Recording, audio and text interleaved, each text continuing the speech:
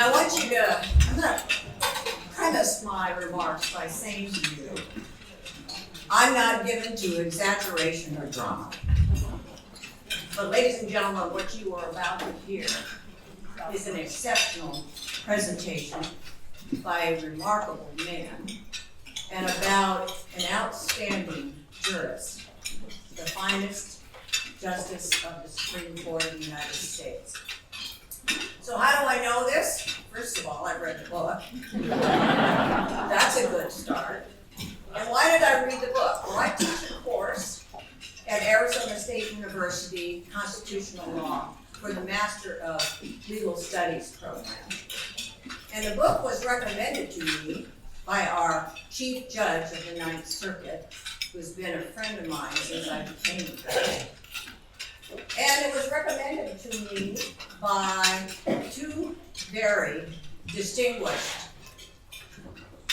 lawyers who are actually scholars of constitutional law.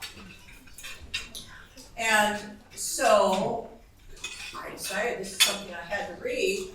And I also saw a presentation of it, a very short presentation of it, in a publication that is a frequent publication from the Ninth Circuit.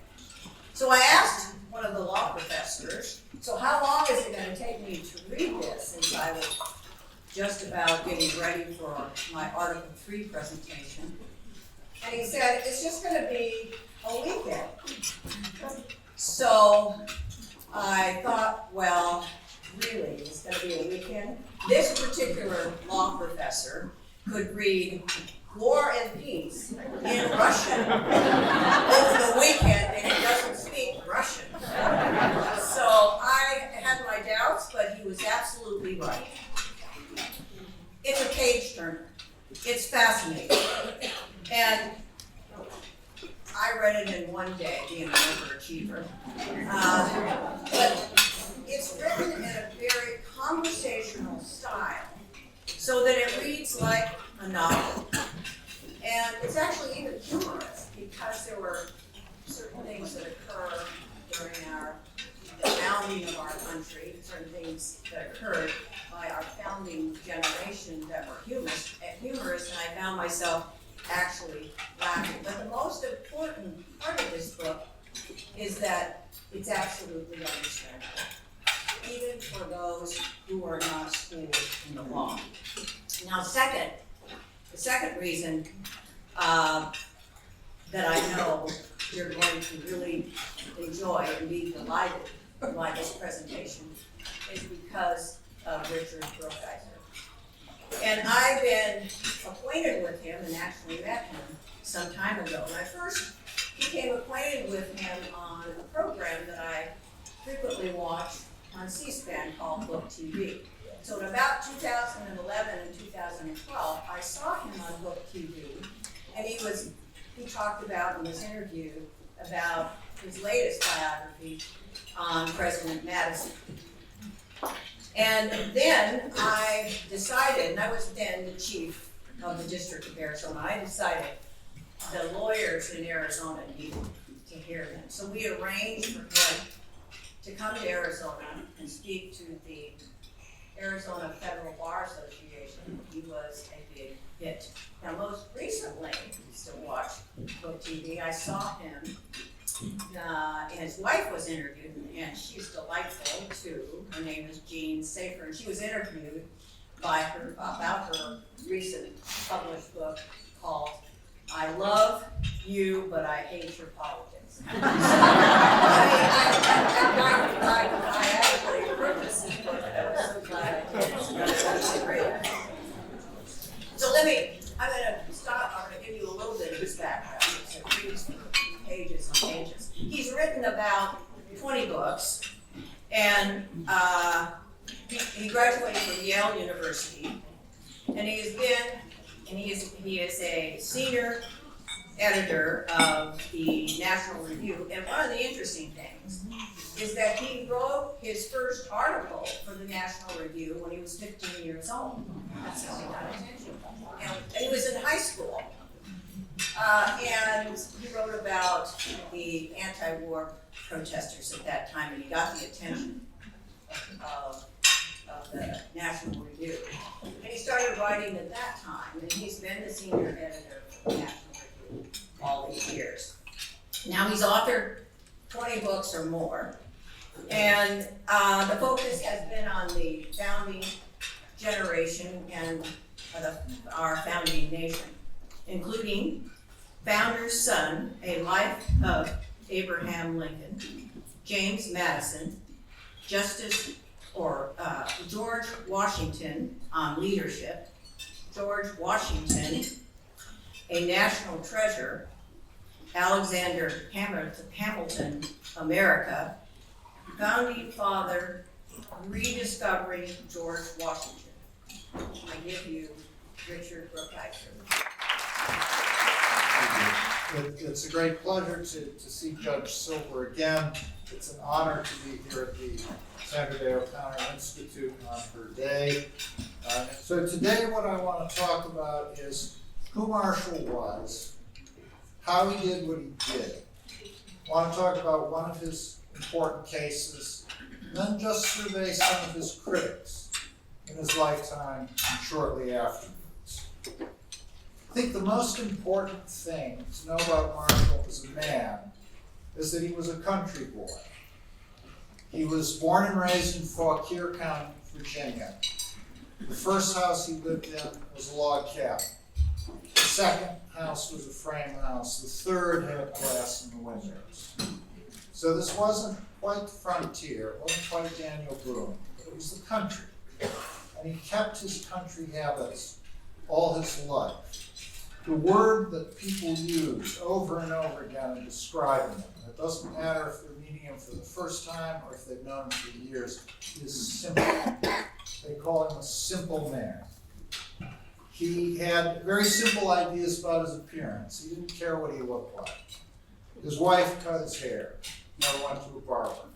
He didn't care how he dressed. On one of his appearances as a circuit court judge, which is something Supreme Court justices had to do until after the Civil War, he goes to Raleigh, North Carolina, which is one of the seats of his circuit, and he realizes that his servant has not packed a pair of pants. And the tailors in Raleigh were too busy to supply his leg, so he had to hear his cases with only his robe covering his leg. He loved simple games all his life. His nickname in the Continental Army was Silverheels, partly because his mother sewed him socks that had white heels, partly because he could jump over a bar resting on the heads of two men.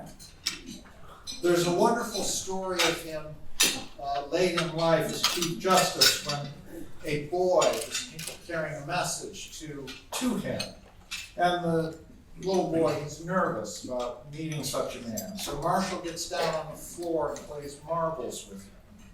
And I'm sure he enjoyed the marbles as much as the kid did. It wasn't just to put the kid at ease. His favorite game was quoits, which is like horseshoes, only it's played with metal rings, not horseshoes. And he belonged to a club in Richmond called the Quoits Club. They would meet every Saturday from April to October. They would play this game. They would make humorous speeches about the game. They would sing songs. If you mentioned religion or politics, you would find a case of champagne. And guests who attended the Quoits Club testified that Marshall seemed to spend as much effort measuring the distance between his quoit and the peg and his competitor's quoits as he did on his greatest decisions. He had a very simple attitude towards drinking. He liked it. He liked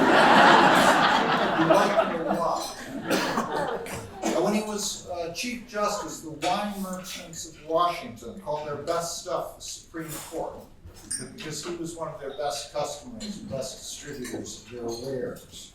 When he joined the court already had a custom that the justices, when they deliberated, they would hear their cases during the day, and then they would go back to the boarding house, because none of them lived in Washington. They were all coming from elsewhere, so they would stay together in a boarding house, and they would talk over the cases over dinner or after dinner. And the custom was they could only have wine if it was raining outside. And I assume that was to cheer themselves up. So Marshall would always ask one of his colleagues, usually Associate Justice Story, Brother Story, could you look out the window and tell us what the weather is? And if Story reported that the sun has gone down in a perfectly clear sky, Marshall would say, our jurisdiction is so vast that by the law of chances, it must be raining sun. So wine was always served to Marshall. That was the man. The man he admired most in the world, in addition to his father, Thomas Marshall, was the father of his country. Marshall volunteered to serve in the Revolutionary War in 1775 when he was 19 years old. He joined the Virginia militia. Then the next year, he joined the Continental Army. And he fought in 3 battles where Washington was in command: Brandywine in September of 1777, Germantown in October, and Monmouth Courthouse in June of 1778. And between Germantown and Monmouth, he was at Valley Forge, where Washington was also in command. So he saw Washington in victory, he saw him in defeat, and he saw him at this terrible winter encampment at Valley Forge.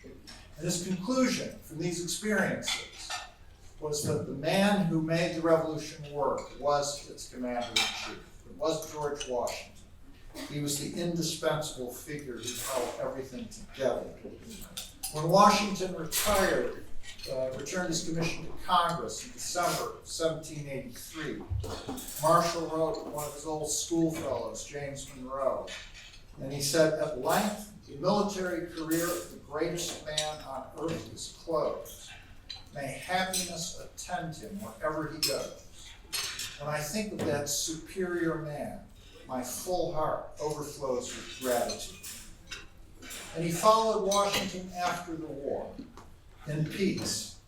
Marshall was not eminent enough to be sent to the Constitutional Convention in Philadelphia in 1787, but he was sent to the Virginia Ratifying Convention the following year, where Virginia, like all the other states, would have the chance to vote the new Constitution up or down. And like Washington, he was a supporter of the new Constitution. After the war, he followed Washington into politics. He got into politics and he joined the Federalist Party, which was Washington's party, the party of Washington, Hamilton, and John Adams. In 1798, Washington summoned his former junior officer to Mount Vernon and told him he had to run for Congress. The Federalist Party was weak in Virginia, it needed new blood, and Washington thought Marshall was the man. Marshall didn't want to do it. He was in private practice in Richmond, he was doing very well, he was making money that he needed to support his family, to buy land, to buy slaves. This was the last thing he wanted to do. But Washington kept asking him. Finally, Marshall concluded, I can't keep refusing. I have to get up at the crack of dawn and just leave. But Washington had gotten up before he did, put on his old uniform and asked him one more time. In Marshall's words, I yielded to this representation. And then it was Marshall in Congress who told the House that Washington had died and moved the resolution that he was first in war, first in peace, first in the hearts of his countrymen. He was always first in the heart of John Marshall. The man Marshall hated most in the world, he hated very few men. He hated one Virginia jurist named Spencer Roane, but the person he hated even more than that was his second cousin once removed, Thomas Jefferson. And Jefferson hated him right back. Jefferson hated rather a lot of people, but Marshall was always high on his list. From Marshall's point of view, Jefferson was a demagogue. He talked a great game about following popular opinion, but he always seeked to mold and manipulate it, generally through the House of Representatives behind the scenes. From Jefferson's point of view, Marshall was a sophist. He would twist anything to a predetermined legal conclusion. When Joseph Story was nominated to the Supreme Court, Jefferson told him, "You must never give a direct answer to any question that Chief Justice Marshall asks you. Why, sir, if you were to ask me if the sun were shining, I would say, I don't know, I cannot tell." So Marshall is in Congress when Jefferson, his cousin, wins the election of 1800. And it is a blue wave election. The Jeffersonian Party, the ancestor of today's Democrats, takes not only the White House, but flips both houses of Congress.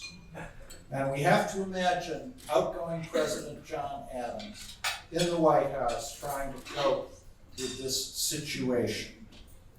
He's trying to fill as many offices as he can with Federalists, because Federalists are going to be out of power, who knows for how long. And during this period, Adams gets a letter from then Chief Justice Oliver Ellsworth, the third man to hold the job. Ellsworth is 55 years old, but he's suffering from gout and kidney stones. And he writes Adams saying, "My health is bad, I have to leave this job." So Adams offers it to the first man who held it, John Jay, the great revolutionary patriot, diplomat, spy master, Federalist paper author, Chief Justice from 1789 to 1795. Adams sends Jay's name to the Senate. The Senate confirms him. Then Adams gets a letter from Jay saying that he declines the appointment. Jay's exact words were that it lacks energy, weight, and dignity. He's been there, he's done that. He's not going back to such an inconsequential, taxing job. So we have to imagine John Adams sitting in his office in the still unfinished White House. The shell is up, but the interior is like a construction site. And he's with his Secretary of State, who is John Marshall. Adams has plucked him from Congress to be Secretary of State when he did a cabinet reshuffle halfway through his term. And Marshall has just brought him Jay's letter of refusal. Adams asks him, "Who shall I nominate now?" Marshall says, "I don't know, sir. I cannot tell." Adams thinks for a moment and says, "I believe I will nominate you." So this is how John Marshall gets the job. The Senate confirms him. And a few weeks later, he swears in his enemy and second cousin, Thomas Jefferson, to be president. Now, when Marshall joins the Supreme Court, there are only 6 justices in those days. And of course, they're all Federalists, because that's all the presidents we've had, George Washington and John Adams. So the partisan balance of the court is 6 Federalists and no Republicans. This is not the current Republican Party, it's the first Republican Party, which is the ancestor of today's Democrats, 6-0. In only 10 years, the partisan balance has shifted from 2 Federalists to 5 Republicans. The court has increased in size by 1 justice, and there have been a death and a retirement. So the balance has gone from 6-0 to 2-5. That's quite a shift. But all these new justices, like their predecessors, followed John Marshall's lead. And the overwhelming majority of Supreme Court decisions were unanimous, not even concurrences, and very rarely dissents. So how did Marshall do this? I think the first factor is related to the simplicity I began with. Marshall was simply genial. He liked people, and people liked him. He seemed to be able to cast an air of fellowship about him. People responded to that. The second quality was deference. Marshall deferred to colleagues who were expert in areas of law that he was not. So if a case involved land titles, often these would come from Kentucky, where land law was very complex, lots of bad surveying, lots of litigation. Those opinions would be written by Justice Todd, who was from Kentucky. If it was a matter of admiralty law, those opinions would be written by Justice Story, who was from Marblehead, Massachusetts, Port City, Merchant City. This was Story's bailiwick. And of course, when you practice deference, you get deference in return. It's not just the nice thing to do or the right thing to do, it's the prudent thing to do.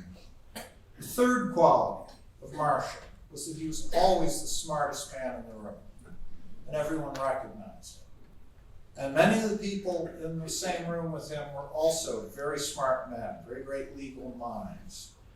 Several of his colleagues on the court, Justice Story, early on Justice Chase, many of the advocates before the court, the most famous now is Daniel Webster, but there were a number of others who were thought to be equally great, equally smart in their day. But all these men recognized that Marshall was yet smarter than they were.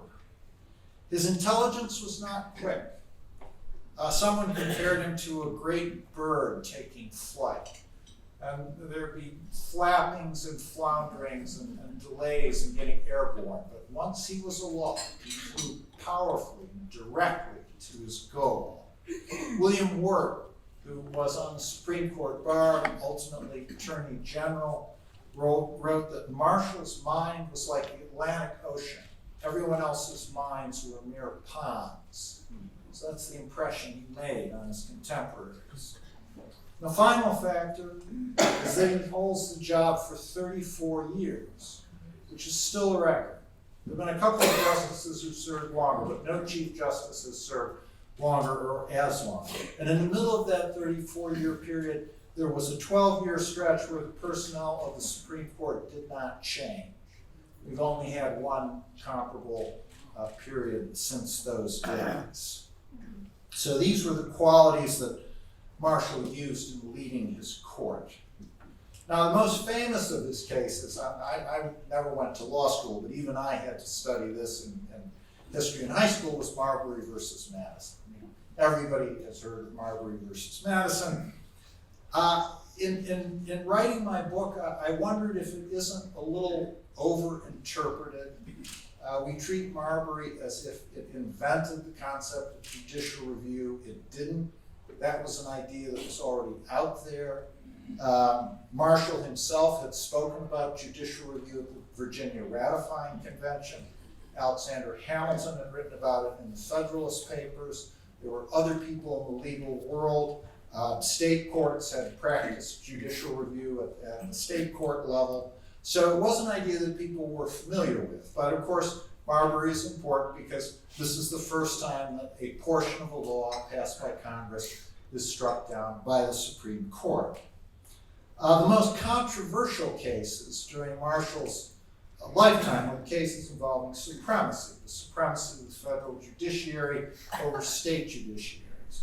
And there were a number of decisions which involved that. Fletcher versus Peck, Dartmouth v. Woodward, McCulloch v. Maryland, Osborne versus the Bank of the United States. But the case that I want to focus on today is a case involving contracts, and that was Fletcher versus Peck. And that case started with a land sale in the state of Georgia. Now, Georgia was the poorest of the 13 colonies. It had been a reserve for poor Englishmen who were supposed to be sent abroad, and they were supposed to start a new life here in the colonies. It did have rice plantations, it did have one port, Savannah, but it had a lot of debt. The other thing it had was land, because originally Georgia went all the way to the Mississippi River. What are now the states of Mississippi and Alabama were part of Georgia. And Georgians realized that if they could sell that land, they could balance their books. So in 1795, the Georgia legislature sold 35 million acres of land for a penny and a half an acre to 4 land companies that had been formed for the occasion of the sale. Every member of the Georgia legislature was bribed. The going rate for a vote was $1,000. One man took only $600 and explained that he wasn't greedy. When the people of Georgia learned of this, they elected an entirely new set of legislators who passed a law called the Repeal Act. They repealed the sale, and they also imposed a $1,000 penalty on any officer of the state who so much as mentioned the sale. This would be to prevent it from ever coming up in a Georgia court. Now, the problem was that the original sellers, I mean, they were not intending to move to this land. This was all, swamp. What this was a real estate speculation. They bought this land so they could immediately resell it, which is exactly what they did for a 600% profit. Was the average. And then, of course, the second sellers were not intending to move there either. They were going to resell their parcels. So on and on these sales and resales went.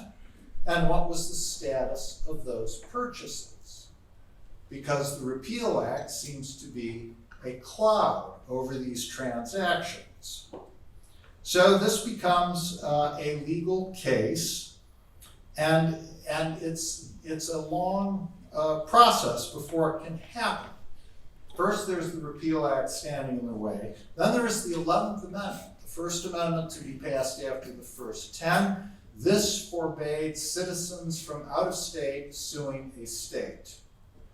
And this was an amendment which passed, I think it holds the record for a quick passage because states did not want to be sued by out of state citizens. So that's another obstacle in the way of a trial.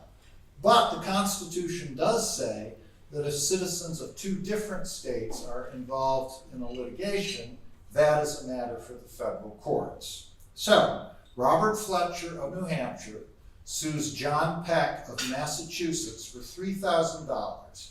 Peck has sold him some Georgia land. Fletcher says you didn't have legitimate title to it because of the Repeal Act. I want my $3,000 back. And ultimately the case comes to the Supreme Court. We know now, and it was suspected at the time, that this was an arranged case. Fletcher and Peck were both land speculators. In the 20th century, it was found that the acreage on Fletcher's filing had been altered to make sure that the value was over the minimum necessary to take a case to the Supreme Court. So this was a matter that people wanted settled at the highest level. And the opinion that John Marshall writes holds that the Repeal Act is both unwise and it's unjust. It's unwise because if a state takes back a sale it's made, who's ever going to deal with the state again? It's unjust because you can't take property legitimately acquired without just compensation.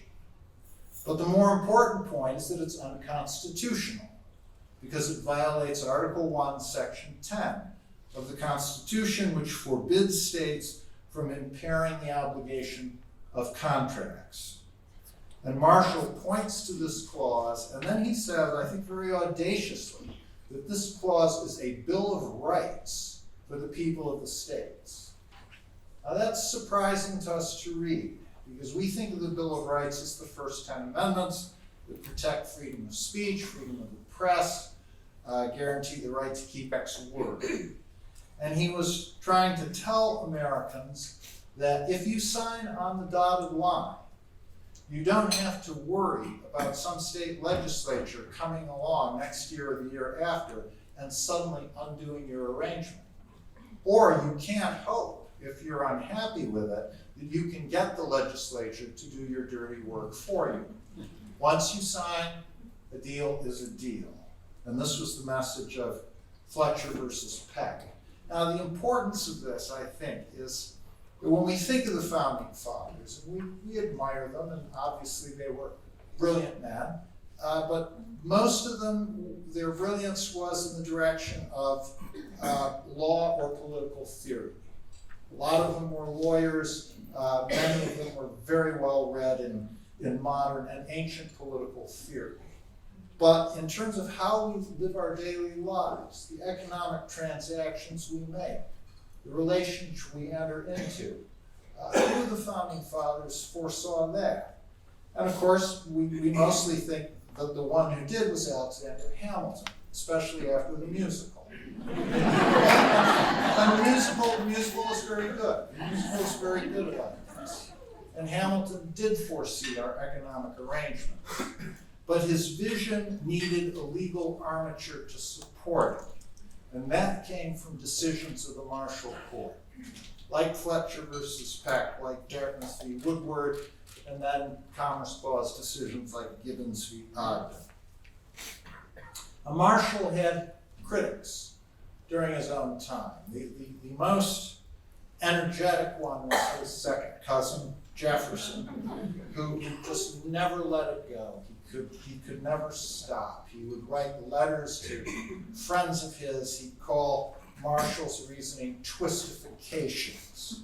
He would compare them to the eels of the law that were slippery. He would say they're like Jacob's ladder. He hangs inference upon inference, stretching from earth to heaven. But Jefferson had trouble thinking of a remedy. The one he came up with late in his life was that when a constitutional question comes to the Supreme Court, it should not be decided there, but in a constitutional convention. That it should go back to the people in that form. And he ran this idea by James Madison, his best friend, his trustiest disciple. And Madison did what he so often did. Madison was like the guy holding the rope attached to the dirigible, to make sure it doesn't just blow away altogether. And Madison gave the rope a few tugs, and he wrote back to Jefferson and said that a series of constitutional conventions would be tardy, troublesome, and expensive. And Jefferson never made this proposal in public. This was an idea he floated before Madison, and then he dropped it. Someone who did make proposals in public was a Senator, Richard Mentor Johnson. Now, he was most famous for having killed Tecumseh in the War of 1812. He was second most famous for his campaign jingle, which went, "Ripsy, Rampsy, Rumpsy, Dumpsy, I, Dick Johnson, killed Tecumseh." But Johnson was a serious man. He was a serious Democrat with a small d. He belonged to the Republican Party as it was becoming the Democratic Party. But he was a serious small d Democrat and populist. And he proposed a series of constitutional amendments. One would have made it possible to appeal Supreme Court decisions to the Senate. Another would have term-limited Supreme Court justices. Another would have boosted the court to 10 and required a supermajority of 7 on any decision that was a constitutional one. And none of these amendments ever got out of Congress. They were either tabled or they died on the vine. The third critic, after Marshall's death, but not that far after Marshall's death, critic not of Marshall but of the court, was Abraham Lincoln. Of course, the decision that he criticizes is Dred Scott, the opinion written by Marshall's successors, Chief Justice Roger Brooke Tawney. And one of the points of this decision was to overturn the Missouri Compromise. Dred Scott was a slave who had been held in Missouri.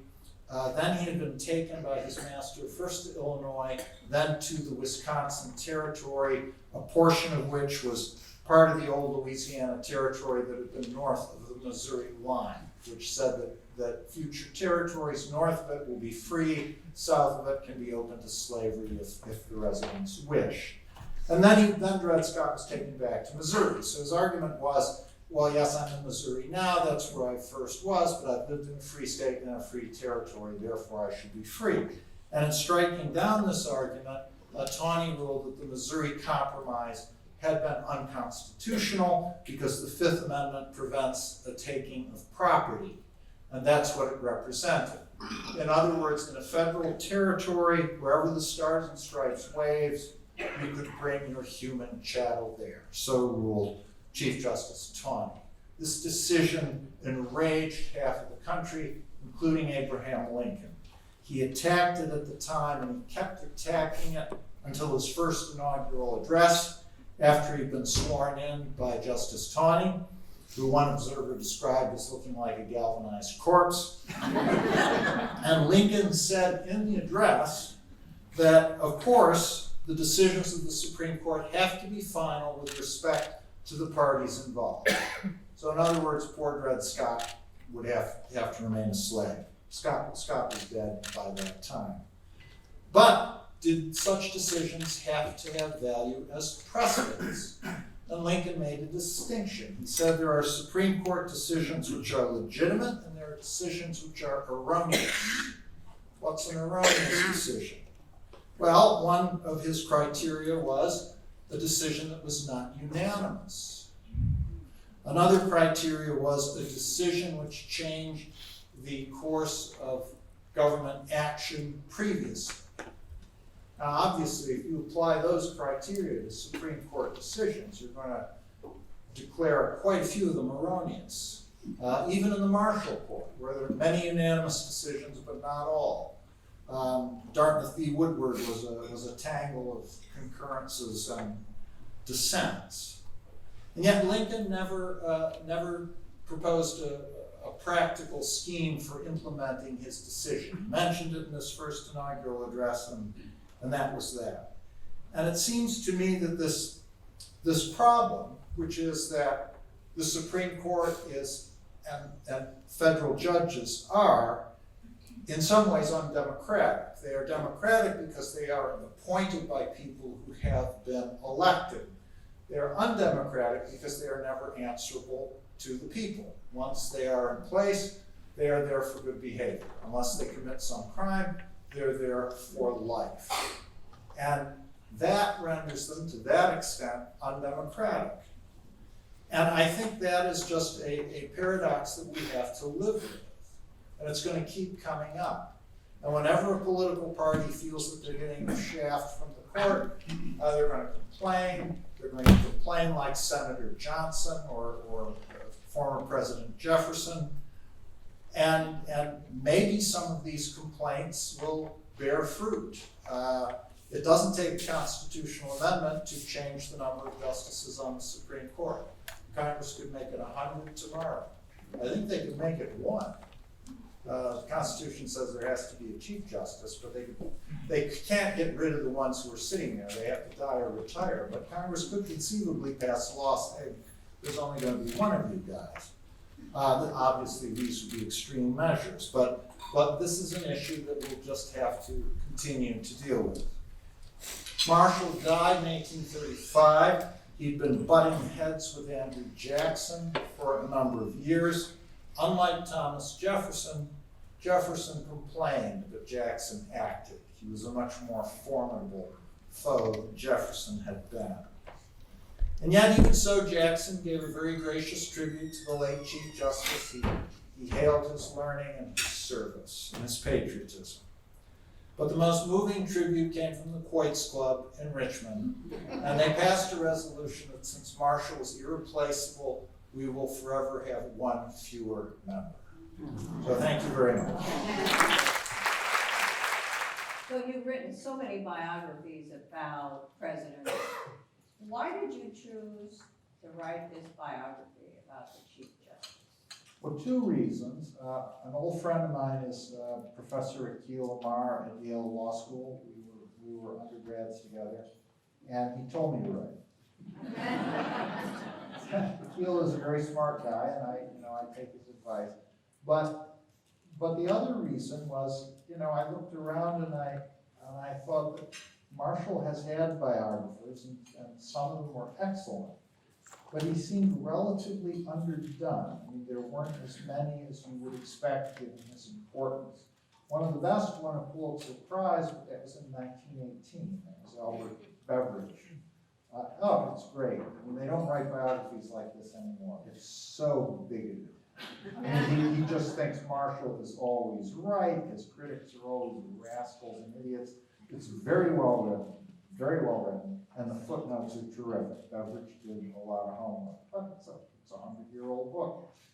And I think that's because both biographers and publishers are a little intimidated because they think the law is kind of technical, possibly dull. And the decision I made very early in writing this book was to treat each of the cases I was going to look at as a short story. Because people don't go to court for nothing. They go to court because they want money, or they're afraid of being cheated, or they don't want to go, they don't want to be oppressed, they don't want to be hanged, Nuremberg for treason. I mean, there's always important issues that drive people to court. And it's interesting to tell those stories. Now, when it gets to the Supreme Court level, a lot of these details have fallen away and the decisions are made on whatever those issues are.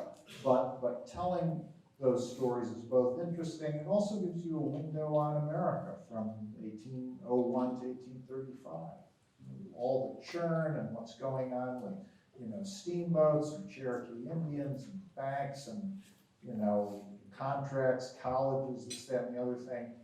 Somehow or other, it all gets swept up into the Supreme Court docket. And I also read when you were speaking about his legacy in the very end of the book, that something that really surprised me is that when he was asked about his life and himself, he wasn't as complimentary. He didn't seem to have thought he accomplished that much. And I don't think of him as egoless. So maybe everybody wants to know about that, or would like to know. Well, I think he was very proud of the decisions that he wrote and that his fellow justices signed off on. But I think at the end of his life, he did fear that he had failed. I said he had butted heads with Andrew Jackson. Andrew Jackson condemned his decision in McCulloch, Maryland. This was a disagreement over whether a bank in the United States was constitutional. Marshall ruled that it was. Jackson said, oh no, it's not, and I'm going to get rid of it, and he did. They disagreed over the fate of the Cherokee Nation. And the Cherokees ended up, after Jackson was out of office, being marched to Oklahoma, where they now are. And Marshall also feared, he didn't know why the Civil War was happening, but he could see the stresses. The letter he writes in the last year of his life is to a Unionist in South Carolina, which is a very rare kind of individual. But he writes this man and says, the essential question is whether this government, whether it is a government or a league. And there are too many people in this country who thinks that it is a league, especially in the South. Of course, he blames Jefferson for this. Yeah. He blames Jefferson for a lot of stuff. On the day. But and he saw those stresses there. And of course, he was right, because in 1861 the country does fly apart. So here's a good question. You have some thoughts, and you've talked a little bit about Hamilton, but on the accuracy of the play? Yeah, I think the play is as accurate as you're going to get a musical to be. Look, they take some shortcuts. So there's the scene where they show Jefferson and Madison confronting Hamilton about the Reynolds affair. And that didn't happen. It was James Monroe who did it. But Monroe was like, tight friends with Jefferson and Madison, and he reported immediately to them everything that he had learned. They also bring Lafayette to America, earlier than he comes here. So there are some shortcuts, but I think, I think for going into, Hamilton's economic plan and what the musical would do that, and part of it is that rap has such a high word count. Someone found that the only musical theater with a similar word count is patter songs in Gilbert and Sullivan. And you saw it? Yes, I saw it before I went to Broadway, the Public Theater. If you want to look it up, I wrote a review of it in National Review. I enjoyed it a lot. Now here's another very good question. John Marshall has the reputation as a diplomat. What comments would you make today about the current politics of Republicans and Democrats? Based on his being a diplomat? I'm not quite sure. Well, But okay. he was the diplomat. Right, yes, and this was before he gets on the Supreme Court and before he's Secretary of State. The first thing he does that makes him nationally famous, he's part of the three-man commission that President Adams sends to France to try and settle tensions between the two countries. There was a war. It wasn't a declared war, it's known as the quasi-war, but the two countries were really firing on each other's frigates in the Caribbean, France was seizing our ships. It was a very tense thing. And Marshall and his two colleagues were sent to France to try and calm this all down. They were basically shaken down by Talleyrand and some of Talleyrand's cronies who came to them and said, well, everything here has to be done with money, so, we expect some money up front, and by the way, we as individuals expect something for the hire. That's the phrase they used. It's like innocents abroad. Charles Pinckney, who's one of the Americans, he said, no, not a sixpence. And this became, millions for defense, not 1 cent for tribute. And America was outraged by the venality and the deviousness of the French. But look, diplomacy has been a political football since then, and the accounts of what was going on were written by John Marshall. And he did it, and he told the truth, but he did it with a view to make the French look as bad as possible, because that was the inclination of him as a Federalist. The two parties then, the Republicans, the party of Jefferson and Madison, they were pro-French. They thought the French Revolution was a great thing. The Federalists thought, well, maybe it's not such a great thing, and this was something they fought over. So Marshall is deliberately trying to use this to make France look bad in American eyes. I had a lot of material to work with because the French were, they were shaking us down.